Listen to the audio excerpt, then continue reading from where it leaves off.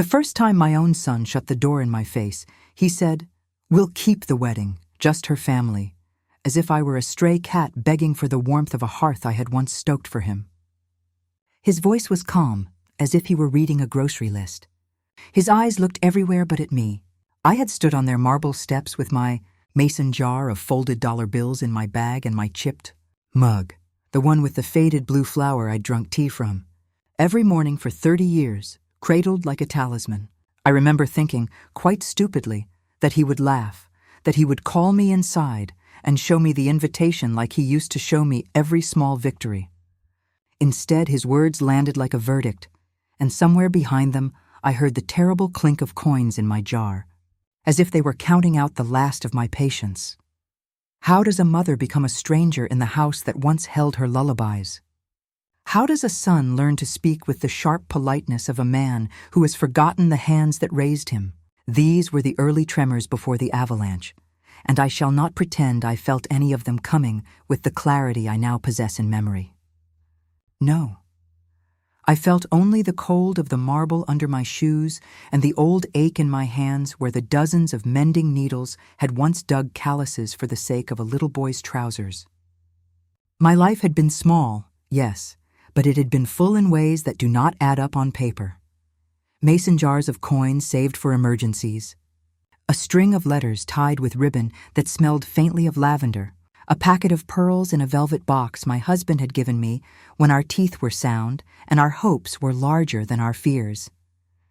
At home, my small house on Willow Lane, with its sagging porch and the hydrangeas that never quite found their blue, my world was measured in those objects.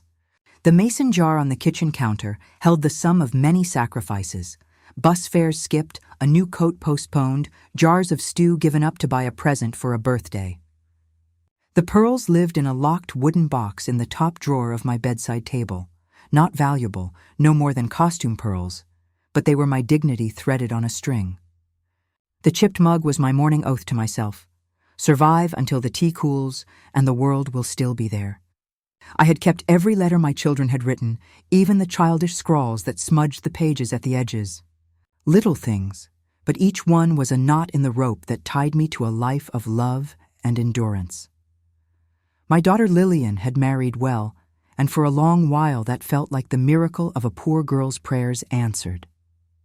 From the day she walked into my kitchen with a silk scarf wrapped around her hair and a polite smile like a secret, things changed. She moved into a house with columns and a fountain, and the sort of air that makes the dishes in the sink look indecent. At first, when she was still my child, and not yet a lady who belonged to a different world, she would come back with bags of bread and stories, and we would sit at my little table with our mugs, and she would tell me about marble stairs and chandeliers as if they were wonders at the end of a long, good road. She told me once, with her head bowed over my chipped cup, that nothing of me would be left behind. "Mama," she had said, voice soft, "we will always be your house." Those words were as intoxicating to my heart as the first cup of tea after a long night of worry. But promises, like porcelain, are fragile when carried by those who forget how they were made. Lillian's wealth did not simply bring her comforts. It brought a new language and new friends who spoke of lineage and legacy, and with them a strange, hushed hunger for order and prestige. I noticed the first fracture as a small thing, a dinner where the silverware felt too polished, and Lillian excused herself to the phone. A conversation cut short, a door that had always been open-closed with a polite cough. Then there were the letters that appeared on my kitchen table one morning, folded and scored with official stamps. A durable power of attorney the first time, dated March 2nd, and a polite, impersonal note suggesting I come to the house to discuss family arrangements. I remember my hand trembling as I smoothed the paper. The words felt like a legal winter settling in my bones. I had been ordinary, so ordinary that the world took me for granted. I had not thought the ordinary world could be plucked from me like a weed. I had not realized how easily a mother's name could be reduced to an address in the margin of a ledger. The status quo, my warm kitchen, my soft chair by the window, the ritual of making soup Sunday after Sunday, held me like a boat at anchor. My sacrifice, like the mason jar at my feet, was visible and small. It did not look like the kind of thing anyone would scheme to steal. But human greed is a tide that does not look at the shape of the shore it will swallow. The early betrayal came like a polite cough, a passed-over invitation, an edited family photo where I had been cropped to a sliver, a phrase said with a smile. We're keeping the celebration intimate until intimacy became exclusion.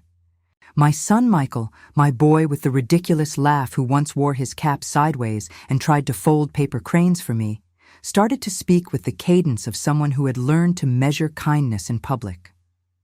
He would sit beside his future wife, a silent, elegant woman named Elise, whose family's name was the sort whispered at fundraisers, and he would look at me as one looks at a photograph, fond, but distant, as if the warmth in that image had been captured and bottled, no longer meant to reach the hand that had pressed its paper.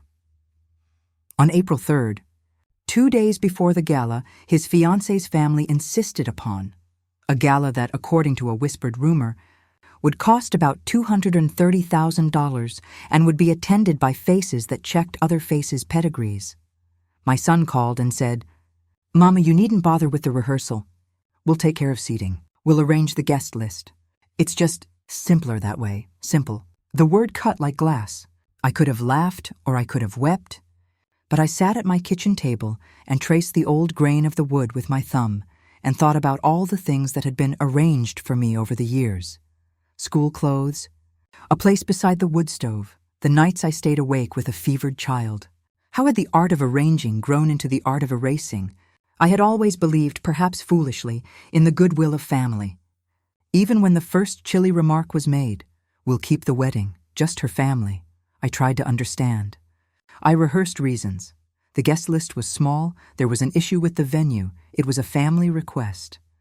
But the more I tried to find explanations, the more the explanations looked like camouflage for something more deliberate. The mason jar on my counter felt heavier. Each coin within seemed to echo a small betrayal I had accepted as the price of love. My pearls, their string slightly frayed, lay quiet and indignant in their box, as if scolding me for being surprised by human coldness.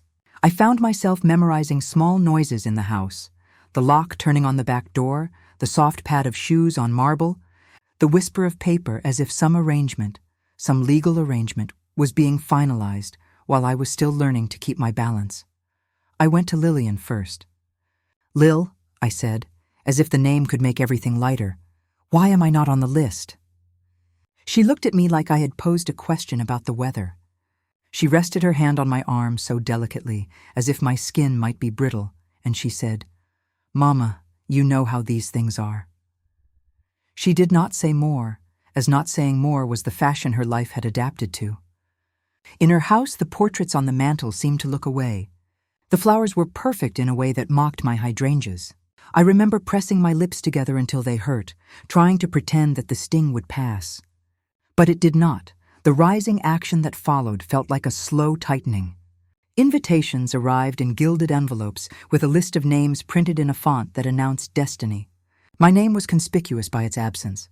A lawyer from their firm, a man with hands that never quite touched my shoulder, called to clarify matters about property and caregiving. His voice a well-trained instrument of reassurance that meant very little. He spoke of a durable power of attorney and estate plans, as if these were dry garden tools with which we would simply trim hedges. He said politely that they would ensure my comfort. In the same breath, he suggested changes that would put my house into the hands of people used to marble, not porches. And then, one evening, as rain pressed its face against my window and the kettle sang its little insistence on the stove, I overheard a conversation through the thin walls that remains lodged in me like a fly in amber. Michael was in the dining room with Elise's mother, and they were speaking of consolidating assets and preventing inconvenience. Elise's mother said, with the smile of a practitioner accustomed to smoothing a garment by ironing out the person beneath it, "It's simply better for everyone if certain properties are titled differently." "There will be no fuss," Michael answered. "Yes, we'll have the lawyers arrange the durable power of attorney, and we'll take care of the rest." The words arrange and take care were a map being drawn without my consent. I pressed my ear to the plaster and felt my heart stutter. They spoke of a will, of a codicil, of transferring deeds, phrases I had only ever seen in movies or on the pages of the legal envelopes that sometimes found their way into my mailbox.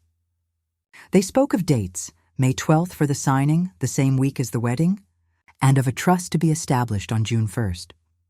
They spoke of amounts, cold and precise, about $230,000 here, a parcel of land there, and of the convenience of matters handled while emotions were busy elsewhere. I had never been so small as I was in that moment, no larger than the chipped rim of my mug. I found the first small alteration the next morning. The lockbox where I had kept a bundle of letters and the time-worn velvet box that held my pearls had been nudged within the drawer, not by hands that respected history, but by hands that catalogued things like inventory. A page from my old correspondence had been tucked into the margin of an official document. My handwriting, once sprawling and merciful, now looked like a watermark of a life they planned to redraw. My hands, which had mended hems and broken hearts, trembled so much that I almost dropped the chipped mug. I could not yet call it theft. There was not yet proof, only the shape of a plan, and plans can be denied. I confronted Michael with the tender courage of a woman who still believes in the decency of her child.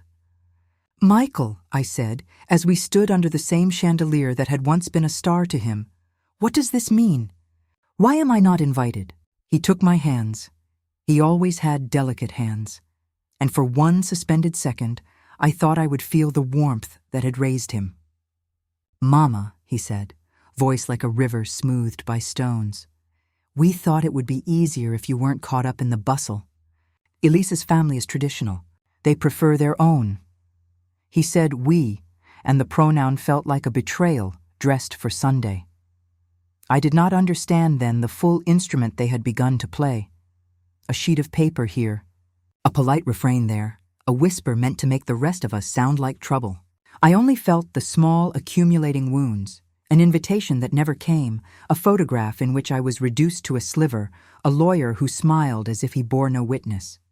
Yet even as the realization sharpened, something in me, stubborn, ancient, and thrifty with hope, refused to believe that the life I had built could be so easily rewritten. I thought, as mothers are wont to think, that love would argue louder than convenience. I went home that night and opened the velvet box. The pearls rested like a quiet accusation. I held them up to the lamp and watched them catch the light. They seemed in their own small way to say, "Remember." I took the mason jar from the shelf and counted the coins, not that I did not know how many there were, but because the counting steadied me. The jar made a familiar clink as if to say, like a metronome, that time keeps going no matter what we lose. I smoothed the ribbon on the bundle of letters and found among them a note in Michael's childish hand. "To Mama, who makes the best soup." My throat tightened. The weight of what was being taken from me was not measured only in dollars but in erasure. The whisper that had become conversation and the conversation that was becoming a plan found their way into documents I could not yet read. A durable power of attorney dated March 2nd had been mentioned. A will amendment was scheduled for the second week of May. I did not know the legalities then, the codicil from which they planned to excise me, but I knew that something precious had been put on a timeline. On April 3rd, 2 days before the gala Elisa's family had demanded, Michael had told me not to come. On May 12th, he and certain attorneys would sign papers. On June 1st, a trust might be secured. The dates hung in the air like a calendar full of places I was being told I did not belong. I sat up late that night, the mug long emptied, the house breathing around me. I could have retreated to a small fury of tears, put my pearls away, and pretended I had been merely overlooked. Many would have advised such prudence, but in the faint light I felt memory sharpen into resolve. I remembered the nights I had lain awake sewing pockets into coats, the taxes delayed so a child could have shoes, the winter when my husband fell ill and I watched the doctor's face with a stubbornness that tasted of iron and tea. I had given my best without expectation of reward. But expectations are not the same as rights. Somewhere between the polite phrases and the legalese, someone had decided my place in their plans. I would not be shuffled aside without knowing why. They thought I did not notice. They thought I would be small and silent. They had miscalculated the stubbornness that comes with age. Like old roots, we do not break easily. I did not yet know how I would fight, only that I would not accept the soft erasure offered with such civility. I would look where they hoped I would not look. I would open drawers they had thought inert. I would count the coins and measure the dates and gather the letters like a refugee gathering memories before an exile. I would not be content to watch as the pages of my life were retyped without my signature. I never expected what I found in that drawer. A mother's love, when betrayed, becomes a sort of avenging flame. And there is in every such flame a terrible clarity. The world that wronged me was now, finally, visible. They thought the truth would hide in the gray between signatures and smiles. But the gray is a treacherous place, and I am not a woman who forgets how to read the weather. After the discovery in that drawer, a scrap of paper bearing my name in a hand that was almost but not quite mine, I moved like a woman who had been given one night to learn a new language. I learned words I had only seen in envelopes: codicil, revocation, transfer deed, certified copy.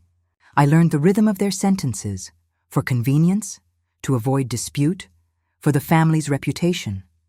And I learned, with a slow, terrible precision, how to make a lie sound like a promise. At first I did what mothers do when they suspect a small wrong. I called Michael. The phone trembled in my hand as if it were a small animal frightened by thunder. He answered cheerily, as if the choice to exclude me could be washed by a smile. "Mama," he said, "everything's arranged. Elise's family is particular. They prefer it intimate." I kept my voice steady and asked, "Who has the papers?" He said, "The lawyers. It's all under control." "Which lawyers?" I asked. "Meredith & Co. is downtown," he replied. "They're quite reputable." I wrote the name down on the back of an envelope and felt the paper think for a moment, as if it were a secret keeper. Meredith & Co.'s was, as he had said, reputable, the sort of firm whose letterhead was heavy and whose reception smelled faintly of lemon polish. I walked into their lobby that afternoon with my pearls in a pocket and my mason jar secure on my stool by the curb. Small armor for a woman who did not yet know if the siege would be legal or social. The receptionist, a young woman the color of paperbacks, smiled a practiced smile and said she could not divulge client information. She suggested I make an appointment. I said, "I do not want to make an appointment. I want to look at what is being done in my name." The smile faltered. "I can take down your name and contact," she said, "but the firm will not release information without authorization." "Is a signature required to speak the truth?" I asked. That made her blink. She gave me the name of a partner, Arthur Meredith, Eskiner, with an office on the 3rd floor where the windows watched the city like discreet judges. Arthur Meredith was not the sort of man who startled one easily. His hands were neat, and he wore a watch that told time in 2 cities. He listened politely as I explained that I was Michael's mother and that I had been told I would not be part of the wedding festivities. He did not look surprised. He looked, instead, as if he had been expecting this conversation in a life that will have many more like it. "We represent your son and his fiancée," he said. "We prepared documents at their instruction." "May I see them?" I asked. He folded a paper like a map and said, "I'm afraid client confidentiality." I must have made a sound like a small animal, for his face softened. "However," he continued, "if you have reason to believe your signature was forged, you may request a certified copy of the documents filed with the county. The county clerk maintains records of deeds and wills. If a document was notarized and recorded, we can procure a certified copy." He gave me a name and a number. County Clerk, Records Division, phone extension 814. He mentioned dates quietly. March 2nd for the durable power of attorney they had discussed earlier, and a codicil scheduled for May 12th. He said, "If you believe fraud occurred, you would need to file a complaint." That would set things moving. I left his office with a paper trail like a string around my wrist.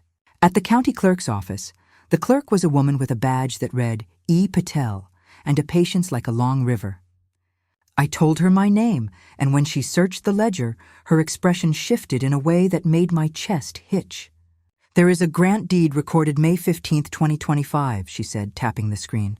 "It transfers 123 Willow Lane, your address, to Elise and Laurent Family Trust. Dated June 1st, 2025. The deed was signed May 12th and notarized under notary seal NAR 0452. I felt the room tilt. "And the will?" I asked. She printed a certified copy. The paper came out like a small proclamation. Last will and testament, executed April 20th, 2019. Its executor, my son Michael. The codicil, however, the codicil, bore a date of May 12th, 2025, and a notation that the testator hereby revokes previous bequests to ensure estate continuity. The notarization looked proper, the seal glossy and official.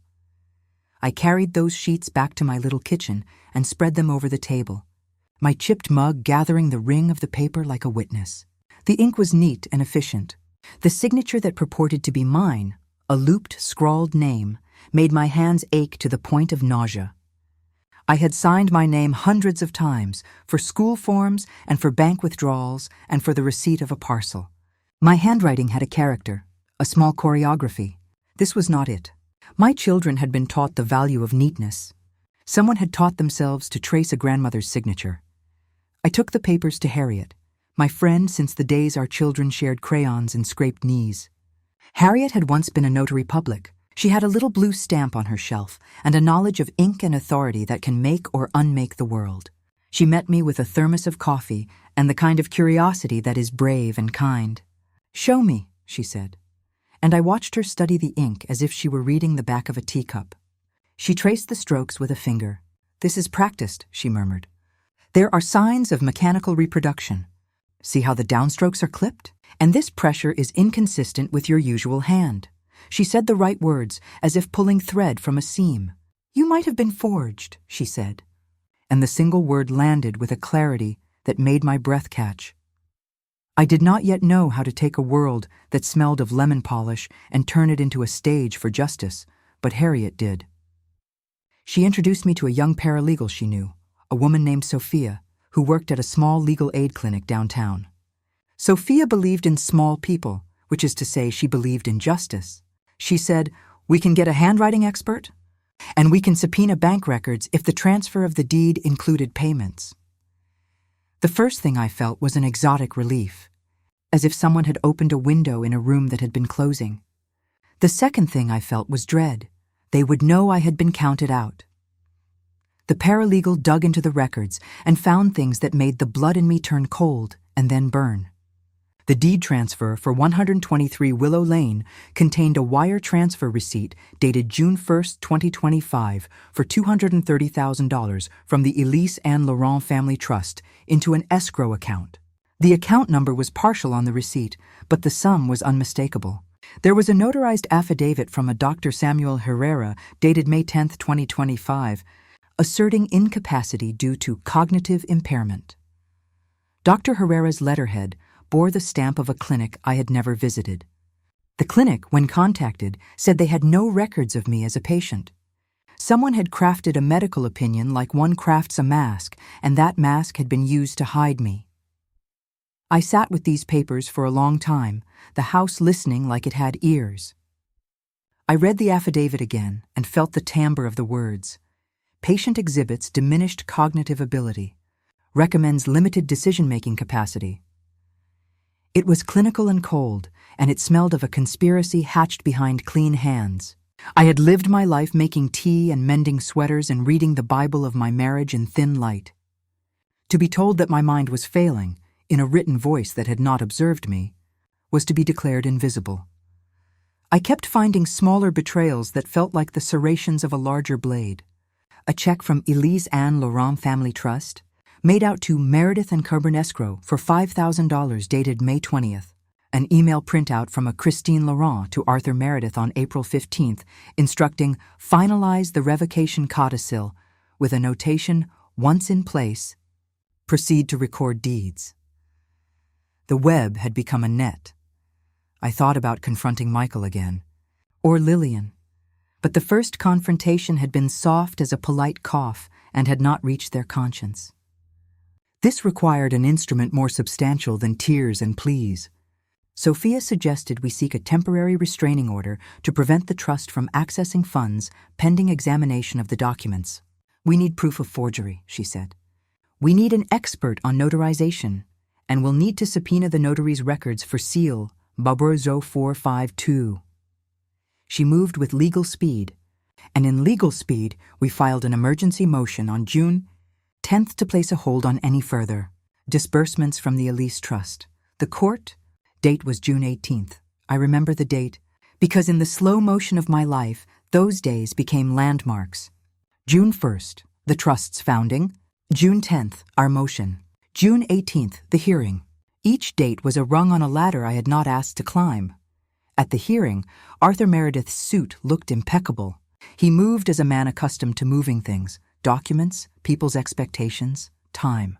He told the judge with the ease of a storyteller that everything had been done with due process, that the will and the codicil bore the necessary notarizations, and that the deed transfer was a legitimate exercise of estate planning. I sat in the gallery clutching my pearls in my pocket like a talisman.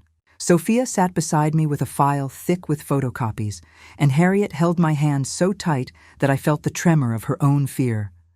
When it came my turn, I did not rise to plead. I rose to state a truth. I told the judge who I was, how I had raised my children, how I had kept their letters and my mason jar and my chipped mug. I told him about the signatures that did not belong to me, about the false affidavit that bore the name of a doctor who had never seen me. I did not weep. Dumas teaches one the power of a clear voice, and I had learned to use it. Your Honor, I said, and my voice carried in the way the old world does when it wakes from sleep. These papers were not signed by me. The judge listened with the patience of someone whose hands have seen many lives put through the grinder of litigation. He ordered an independent handwriting analysis and requested the notary's logs for seal 104512. The hold on the trust stood pending the results. It was as close to a victory as I had in that season, but I could tell from the way the attorneys regrouped that the battle had entered a new phase. They would not lose easily, for men who profit from exclusion do not relinquish without testing a woman's resolve like a stubborn lock. After court, as I walked back to my little house beneath the hydrangeas that had always blushed defiantly, I found an envelope slipped under my door. It was heavy with the weight of things that could not be said. Inside was a single photograph, Michael, Elise, and Lillian, smiling at a luncheon, and beside them, standing in the background, almost invisible, was a man I recognized coldly, Dr. Samuel Herrera. The photograph bore a date stamp, May 9th, 2025. It was a picture of the conspiracy smiling at its own cleverness. I read the picture like a story, and then I read the handwriting on the back. For your records, Christine. My hands went ice cold. Someone had wanted me to know that they were not afraid. They wanted to show me the gentle cruelty of their power. I had a memory then, sudden and bright. Michael as a child with a scraped knee, the way he had pressed it into my skirt as if I were the only shore. He had been tender then. Now his tenderness had become a ledger. The recollection brought a flaring sorrow that I folded into a new, harder feeling, determination. There is a bitter, useful thing about betrayal. It clarifies the heart, and in that clarity, I found a plan. To expose them not in a private office, but where the world would see it, where their reputation would matter most. I thought of the gala, of the faces who checked other faces' pedigrees, of the guests who would applaud a seat assignment without asking who had been erased. At this mid-turn, when the world balances like a scale with our dignity on one side and their ledger on the other, one remembers the old truth, that men and women may change their clothes and their manners. But justice, like the slow river, has its appointed course. When we carve out advantage with the knife of convenience, the blade will eventually nick the hand that wields it. The wrong that seeks to make itself lawful must sometimes be shown in full public light. This is the season for light. Dumas would say, when a man's cloak is stitched from the cloth of selfishness, the winds of truth will find every loose seam. I began to prepare for that light. Sophia arranged for a private investigator to follow Michael and to document any suspicious exchanges. Harriet and I compiled the letters again, binding them in a bundle like an heirloom that had been nearly lost. We had the handwriting expert, who reported back with a careful but devastating phrase, Likely forgery. We subpoenaed Notary Log 0452 and found an entry for May 12th.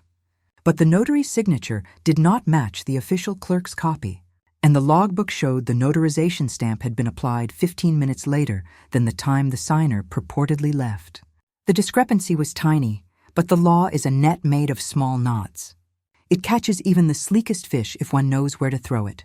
The more we found, the angrier I became, angry not because of the money alone, but because of how they had smoothed the world to pretend I did not exist. There is cruelty in making a mother invisible. There is a particular disgrace in teaching a son to be ashamed of his origins. I found that the mason jar had become a symbol of endurance, the pearls of dignity to be retrieved. Their plan had been to move quickly, to shift assets while our attention and our love were busy elsewhere. They had thought that the social spectacle of a wedding would be a sufficient diversion for the moral legerdemain they planned. I decided that the revelation must be performative, but not melodramatic. I would not shout. Dumas' revenge is not the clanging of pots, but the unmasking in daylight. I would present the evidence methodically, handwriting experts, notarization records, bank transfers, the photograph of Dr. Herrera with the Laurent family, and a line of witnesses who could attest to my faculties and to my history. But to do that, I needed one more thing: a public stage that would make the revelation unavoidable. The gala, with its guest list of faces who valued image above truth, presented an opportunity.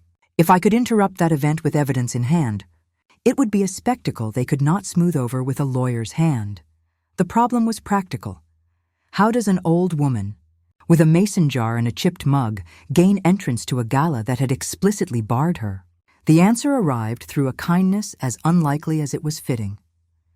Elise's aunt, Madame Laurent, the brittle, polished woman who liked to cast a look like a small frost, had not liked being lied to by her own kin. She had been present at the luncheon photo and had witnessed a conversation that had unnerved her. She came to me one morning with a shawl and a face that had softened like butter on a warm slice of bread. "I did not ask for this wedding to be built on a falsehood," she said. "I am tired of being proud of things that are shameful. Perhaps you will accept my support." She gave me a card for a table under her name with a stipulation: "Arrive as you are. Speak the truth." The card was both a key and a blade. I rehearsed the words I would use, rehearsed the way I would unfold the documents like a merchant laying out goods so that everyone could see the quality. I imagined the hush, the polite clearing of throats, the swift movements of lawyers, and the way the truth would make those who had practiced to be spotless show the smudge of their deeds. I imagined Michael's face when he realized his son's seat at the table might become a stage. The night of the gala came like a tide. I put on my pearls, the ones I had kept in the velvet box, and they felt, for the first time in months, like a crown. I tucked the mason jar into my coat, not because I thought I would need the coins, but because I did not want to forget the sound they made, sure and honest, like a small bell. Harriet walked with me to the carriage, and Sophia had prepared an envelope marked Exhibit A with my name penned on the front. The world arced bright above me with chandeliers like small suns. Inside the Laurent mansion, the air smelled of roses and wax and something perfumed that made me slightly dizzy. People moved with the practiced choreography of the elite. The orchestra played as if they expected the world to be as orderly as the sheet music. I felt small and then vast.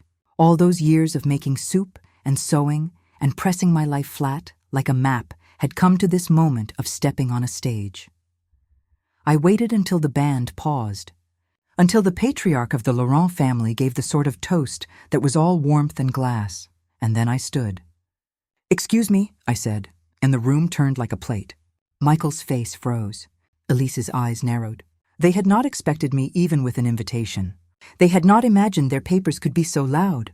I walked to the head table with the slow dignity of someone who has learned to carry grief like a cloak. Before I could speak, Arthur Meredith rose. "Madam," he said, voice like velvet, "perhaps this is not the appropriate venue." "It is the most appropriate venue," I replied.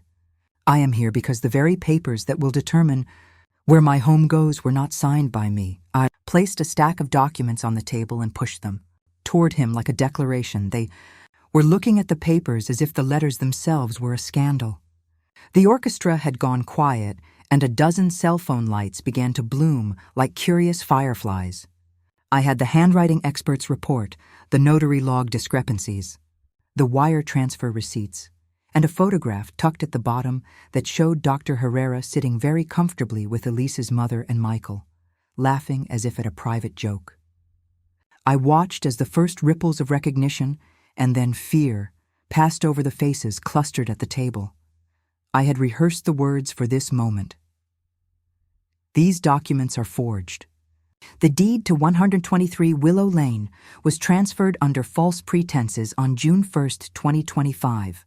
A notarized affidavit declaring my incapacity was never legally issued by a physician who had seen me. The signature on the codicil is not mine. I ask for this to be placed on record and for an independent investigation to commence. I said the words and felt the room inhale. They did not go quietly. Arthur Meredith moved with a speed that betrayed a man used to closing doors.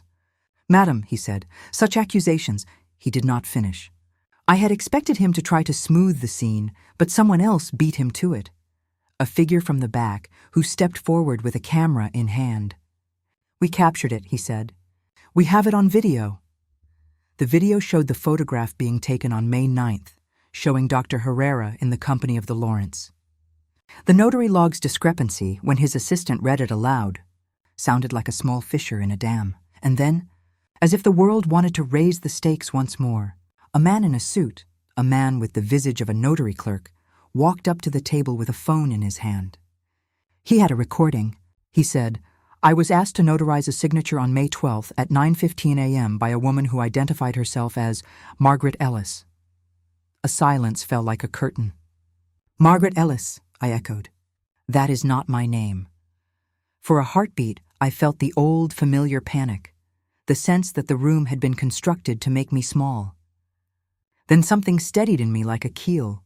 I picked up the photograph and looked at the faces in it with a grandmother's clear eyes. Michael's face was now a map of choices, his jaw a tight line. Elise's hand covered her mouth. Arthur Meredith's suit did not have a wrinkle that night that would not be noted later. This is where the story turns, the moment when a woman learns that to be wronged is not the same as being defeated. Dumas would write, "He who assumes power without honor will find his power a brittle crown. The people who forged his fortune will eventually knock at his door asking for mercy." I felt this truth like a tide pull. The wrong they had made, lawful, could be undone if only we set the world to watch. But the world does not move on a single evening. It moves in exigencies and countermoves. Arthur Meredith smiled a smile as sharp as a scalpel. "Madam, accusations in a ballroom do not preempt judicial process," he began. "If you have evidence, present it to the court." I had already presented it to the court, but the court moves at its own pace, and there are always men who will attempt to delay. He signaled to someone, and the hum of cell phones rose as if the room had become a hive. As I stepped back, a man in a dark coat approached me with a folded letter. "From Michael," he said, and I opened it like a person opening the lid of a coffin to test whether the body was still there. The note was short and in a hand I once knew. "Mama," it said, "stop this. You will make a scene.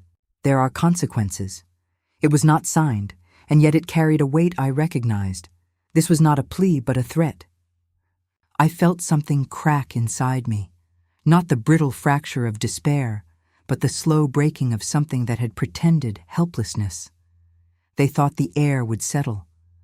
They thought a mother would be shamed into silence. They had not counted on the stubbornness of the past. I had, in my purse, a small recorder I had purchased because Sophia had insisted I document any threats. I pressed the button and remembered why I had kept the letters. To have proof that love had once been present, even in the presence of betrayal. The instruments of justice, I realized, are not always grand. Sometimes they are a tape recorder and a woman who refuses to bow. And then, as the lights of the chandeliers flickered and the room took its shape again, I saw Michael stride for the door. He did not run. He moved with the purposeful, urgent stride of a man who was either fleeing or advancing. He looked at me once, and in that look I read a confusion that cut like a small knife of pity that had become practiced cruelty. He spoke one word as he passed, "Mama." It was neither apology nor explanation. It was only a word with the weight of 1,000 small choices. I followed him into the gallery, and outside, in the chilled air that smelled of roses and snow from the fountains, I confronted him. He looked smaller there, with the city lights making his features sharp. "Why?" I asked. "Why, Michael?" He did not answer at first. Then he said, "It was necessary. Elise's family. They have expectations. They said your presence would complicate things." "Complicate?" I repeated. "You would complicate me into non-existence for the sake of a guest list?" We stood on those stones like two characters on a stage. I remembered the nights of mending and the mornings of soup. I felt both the tenderness I once held for him and the iron in me that now insisted on reckoning. He reached for his coat, then stopped. "I am sorry," he said, and the phrase felt like an instrument he had used many times and had polished through repetition. "But there are steps we took to protect the family's interests." He spoke of protecting as if protecting were the same as erasing. I had a recording in my pocket and a stack of documents at my home, and I had the world watching in the ballroom. I felt very clearly that the next move would decide whether the night ended in a mere scandal or in an opening that could not be closed. I could call the police. I could call the clerk. I could demand an immediate investigation, or I could choose to do something more daring, to force the truth to be aired before the guests left, before lawyers could script a response, before power could blunt the sharpness of revelation. I reached into my pocket and held out the recorder. "Michael," I said, my voice the low bell of a church, "will you please explain on this recorder why you signed documents that affect my home? Why you allowed a doctor's name to be used for an affidavit when he never saw me? Why you transferred 123 Willow Lane to the Laurent Trust?" He looked at the tiny device as if it were a relic. Then, with a man's habit of thinking his words can tidy things, he took a breath. He began to speak. He spoke in fragments at first, then with the careful cadence of someone constructing a justification. "We were afraid," he said. "We thought if everything was done properly, there would be no disputes. We believed it was better to move quickly." He named names, Arthur Meredith, Christine Laurent, and yes, a Dr. Herrera whom he claimed had examined me. He said things that would have been more palatable had they been true. As he spoke, the recorder captured his voice and the small intake of breath he made when he realized his words would be their own evidence. I listened to the man who had once sung lullabies as he explained that convenience had governed his morality. I felt the pain of being spoken for rather than spoken to, but I felt the fiercer satisfaction of hearing how his own words built the scaffold of his undoing. When he finished, I pressed stop. The recorder was a small, cold thing in my hand, yet it contained a universe. I thought of the mason jar on my table, the sound the coins made when they struck each other. A sound that once seemed meager, but now sounded like a metronome keeping the beat of justice. I thought of the pearls and how they had waited for light. As I tucked the recorder into my pocket and turned toward the door, I felt the press of the room behind me like a tide. People would speak. The lawyers would spin. There would be motions and delays. There would be men who would attempt to translate a moral crime into a misunderstanding. I knew all that, but I also knew that the night had been changed. An accusation had been made in public. A notary's log had a discrepancy. A doctor's photograph linked him to the family. A wire for $230,000 had been traced. The pieces were visible. The scales had been nudged. We were not yet at the end. There is always a last move. There is always the moment when one must decide whether to press forward into the breach or to gather the pieces and accept a quiet salvage. I had decided I would not accept salvage.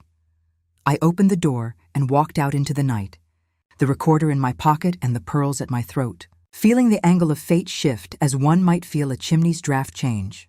I had forced my hand into the center of their stage. They would either crumble or manicure their ruin with lawyers' hands, and then I saw, across the courtyard, a car idling with its lights like eyes, and a figure emerged that I knew all too well. The man at the car was not Dr. Herrera. He wore no white coat. He wore the sort of sober jacket that makes one believe in official things and in the quiet gravity of consequence. He showed a badge that said, County Sheriff, Fraud Unit. His name was Detective Ramos, and his eyes had the look of someone who has waded through paperwork until the paper tells him where the bodies are buried. He stepped toward me with a file in his hand and a small, exhausted smile, as if someone had just handed him a candle after a long, dark night. "You, Mrs. Ellis?" he asked. His voice was direct without civility's varnish. I said yes, because a woman has no right to be evasive when the law comes knocking. He said, "We've been investigating complaints of alleged elder financial fraud. Your name came up." He opened the folder, and inside was a printout of the gala photograph and a copy of the notary log showing the odd timestamp. "We've interviewed Dr. Samuel Herrera," he said, and that sentence tasted like iron. "He denies seeing you on May 10th. He says his signature has been forged." The world, which had seemed so steady when I had counted coins into my mason jar, felt suddenly as if it were tilting into a different weather. They moved with the deliberate care of professionals. Within 24 hours, the county had frozen accounts associated with the Elise and Laurent Family Trust under an emergency restraining order, citing probable cause of financial elder abuse and conspiracy to commit fraud. The restraining order referenced the deed transfer recorded May 15, 2025, the codicil dated May 12, 2025, and the affidavit alleging my incapacity dated May 10, 2025. The document number, case number 2025 CR 2211, felt like the opening of a book that would not be easily closed. The sheriff's deputies made no show, only quietly executed subpoenas for bank ledgers, escrow accounts, and the logs of notary seal Row 4512. The county clerk, E. Patel, assisted with the photocopies with a kind of reverence for paper that I understood. Papers are memory when memories are accused. I remember the smell of my kitchen that day, something like the memory of soap and the aftertaste of lemon polish, the same scents that live in the halls of law firms and in the creases of official envelopes. I had expected the fight to be long and lonely. Instead, it felt like the world had taken me up for a short while and decided I had been wronged. People I had never met called me with offers of help. The mayor sent a letter of recognition for civic courage in the face of elder abuse. Words that made me blush and tired me at once. I did not seek the attention. I sought only the return of what had been taken with such genteel violence. There were arrests, though they were not the dramatic handcuffs and flashbulbs type you imagine from novels. They were by design quieter. A late-night knock on the door of an office, the confiscation of servers and a box of client files, the polite unfastening of an attorney's coat. Christine Laurent was questioned at length.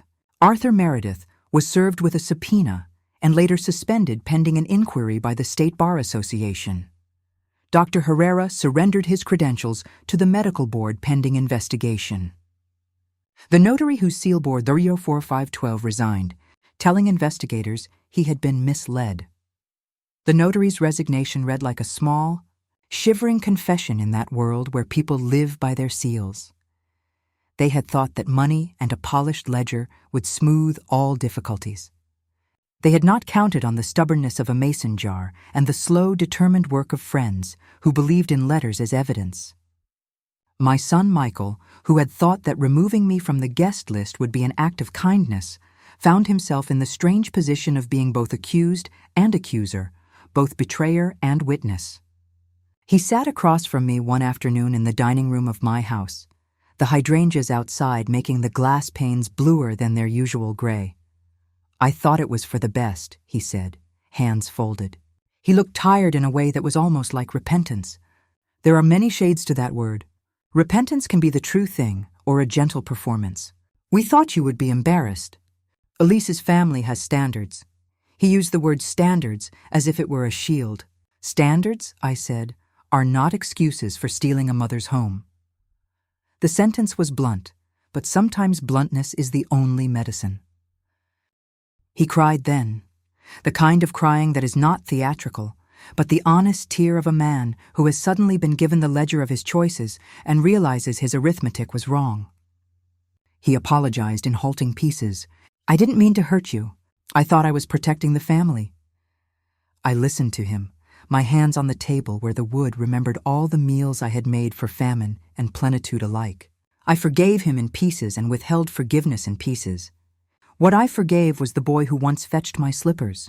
What I could not yet forgive was the man who had turned his love into a calculation. The law was not a poet, and it did not measure feelings. It measured actions and signatures.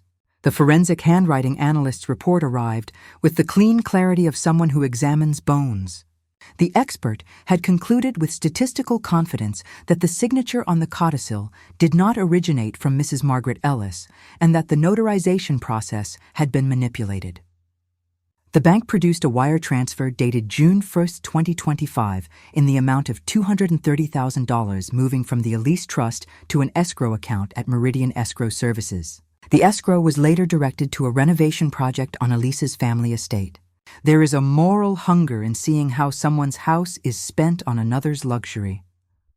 The criminal charges filed in the county, conspiracy to commit elder financial abuse, forgery, falsification of medical records, were accompanied by a civil suit in the circuit court, civil case number 2025 CV 4182, seeking the rescission of the deed, restitution of $230,000 plus legal costs, and punitive damages for the pain and emotional distress of being unlawfully dispossessed. The language of the suits was dry and precise.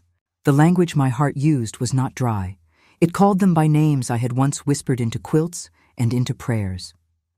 But law is the road to justice in such matters, and so I walked that road with a small army of truth. We had our hearings. We had depositions in which Arthur Meredith tried to explain away anomalies by saying clerical error, and in which Christine Laurent claimed she had been guided by advisors who had advised wrongly. The notary's log, that small, faithful book of minutes, spoke plainly of a stamping that did not align with the time the signer left. The county clerk's certified copies bore witness. The physician who had been charred on the page, Dr. Herrera, produced receipts of appointments he had made for other patients and clothes he had worn on different days. His signature sample bore differences. The medical board's temporary suspension notice, dated August 11, 2025, was a small, perfect thing that smelled of official correction. I found allies where I had not expected them. Madame Laurent, whose aunt had given me the invitation to the gala that had become my stage, testified against her own kin with a look of terrible clarity. "A family built on shame is a poor foundation," she said in court, her voice brittle but sharp. Her words were not balm to me, but they were truth laid bare. The public, which had watched some portion of the gala videos online, began to murmur. Social Season, which had polished many reputations, now polished little else but the tarnish of those who had thought themselves above reproach. The trial moved like a river through a canyon of documents. The prosecution presented the recording I had made of Michael's explanation, the handwriting expert's testimony, the photograph of Dr. Herrera in the company of the Lawrence, and the wire transfer receipts. Defense counsel tried to paint a picture of misunderstandings and rush decisions in a time of big change. But the jury is made of people who know when a life has been cut unfairly. On September 20, 2025, the jury returned a verdict finding Christine Laurent and Arthur Meredith guilty of conspiracy and forgery. Dr. Herrera was found guilty of falsifying medical records and aiding in the conspiracy. The notary was convicted of negligent notarization and accessory after the fact.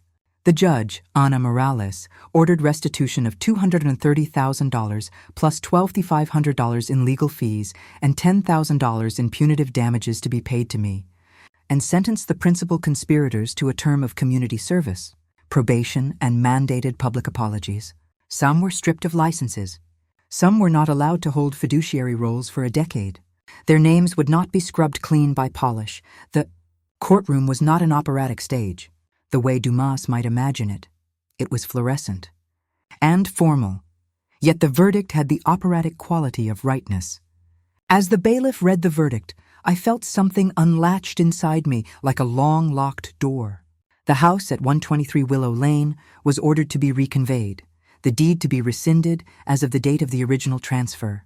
The clerk's office prepared the documents for the recorder to officially reflect the restoration.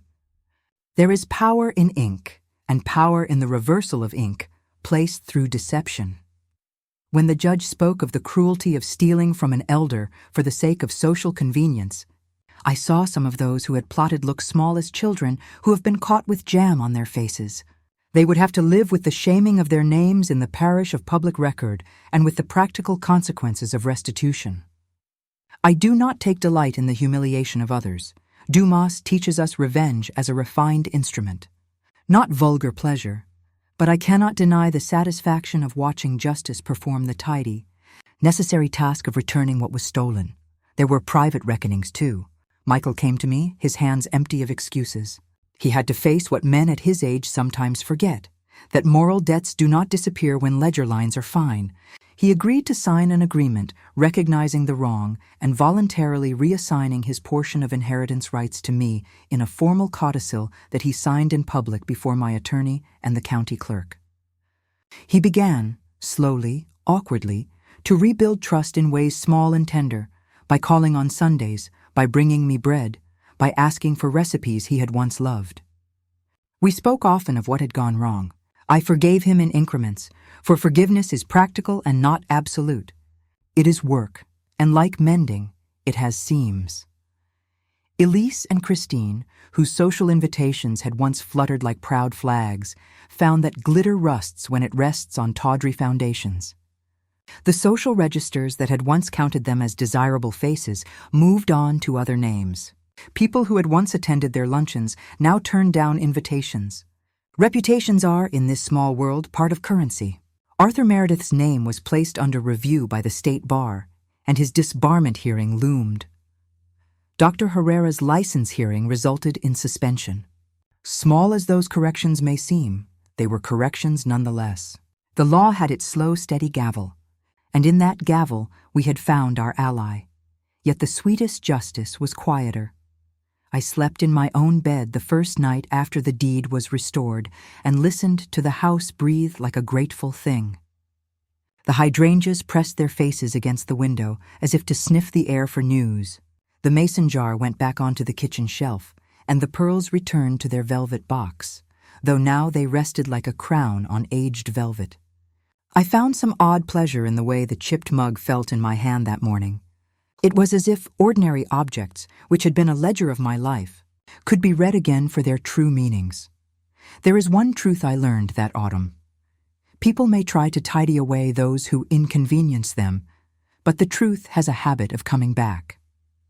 The law can be slow. Sometimes it takes months, sometimes years. But there are things more enduring than law.